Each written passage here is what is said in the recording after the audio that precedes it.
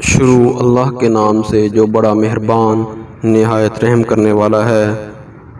سامعین محترم، السلام علیکم۔ بخاری و مسلم میں بنی اسرائیل کے ایک قاتل کا واقعہ نقل کیا گیا ہے۔ حضور اکرم صلی اللہ علیہ وآلہ وسلم نے اللہ کے یہاں توبہ کی قبولیت سے متعلق صحابہ کرام رضوان اللہ علیہم اجمعین کے سامنے بنی اسرائیل کے ایک قاتل کا نہایت خوبصورت اور ایمان افروز واقعہ بیان فرمایا کہ بنی اسرائیل میں ایک شخص چوری، ڈکیتی اور قتل میں بہت مشہور تھا اور نہایت معمولی بات پر کسی کو قتل کر دیتا تھا۔ ہوتے ہوتے اس کے ہاتھ سے 99 افراد کا قتل ہو چکا۔ اس کے بعد اس کے دل میں احساس پیدا ہوا کہ مجھے بھی اللہ کے یہاں جانا چاہیے۔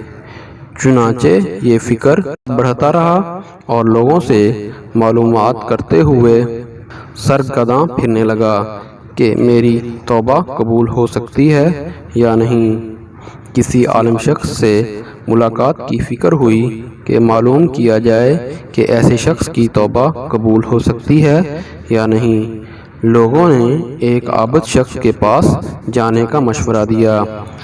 اس شخص نے اس کے پاس جا کر مسئلہ معلوم کیا کہ کیا میری توبہ قبول ہو سکتی ہے اور کیا میری مغفرت ہو سکتی ہے جبکہ میں نے 99 انسانوں کی جان مار دی ہے۔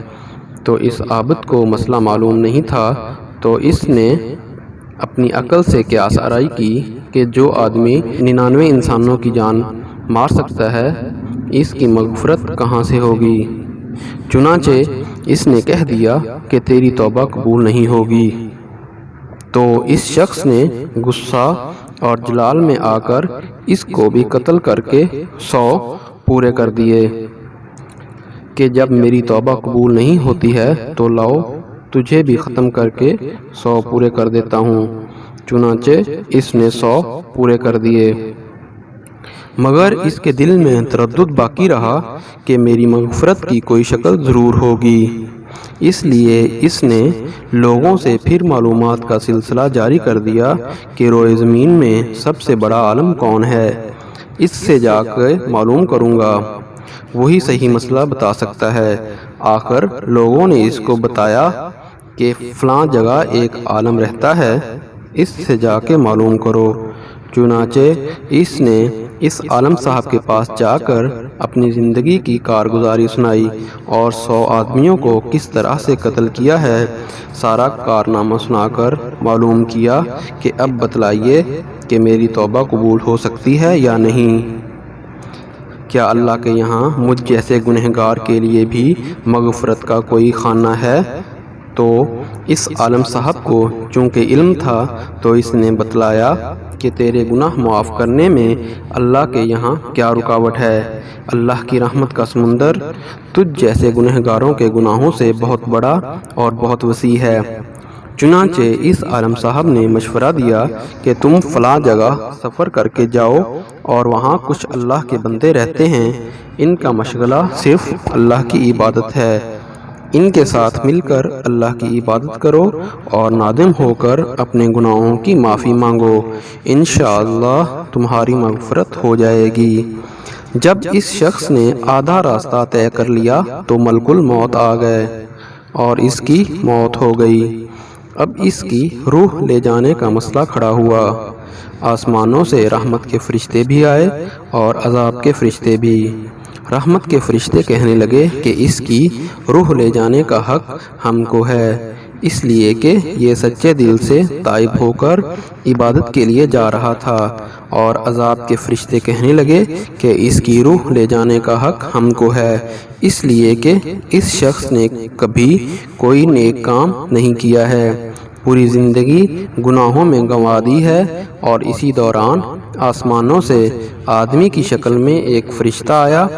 بعض روایات سے معلوم ہوتا ہے کہ یہ آنے والا فرشتہ حضرت جبریل امین علیہ السلام تھے۔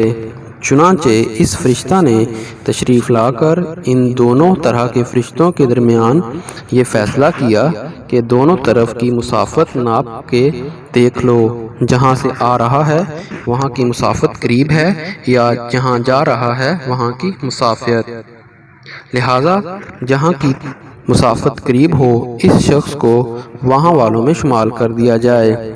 چنانچہ دونوں طرف سے زمین ناپ کر دیکھی گئی تو جہاں جا رہا تھا وہاں کی مسافت جہاں سے آ رہا تھا اس کے مقابل میں صرف ایک بالشت قریب ہے۔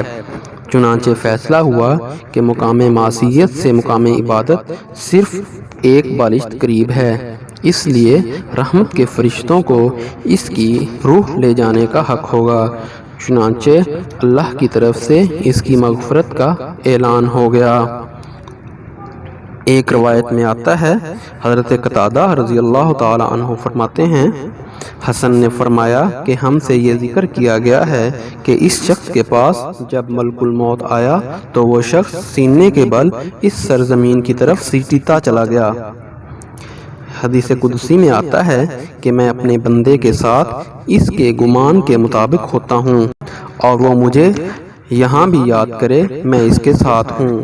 باخدا اللہ تعالیٰ اپنے بندوں کی توبہ سے اس سے زیادہ خوش ہوتا ہے جتنی خوشی تم میں سے کسی ایسے شخص کو ہوتی ہے جس کا جانور بیاباں میں گم ہو اور پھر اسے مل جائے۔ اور جو شخص ایک بالشت میری طرف آتا ہے میں ایک ہاتھ اس کے قریب ہو جاتا ہوں، اور جو شخص ایک ہاتھ میرے قریب آتا ہے میں اس کے ایک باہ یعنی پھیلائے ہوئے دونوں ہاتھوں کے درمیان کی مسافت قریب ہو جاتا ہوں، اور جب وہ میری طرف چل کر آتا ہے میں اس کی طرف دوڑ کر آتا ہوں۔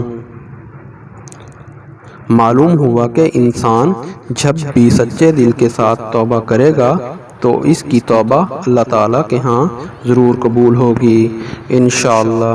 دعا ہے اللہ تعالیٰ ہم سب کی پریشانیوں کو دور فرمائے اور جائز دلی خواہشات کو پورا فرمائے، آمین یا رب العالمین۔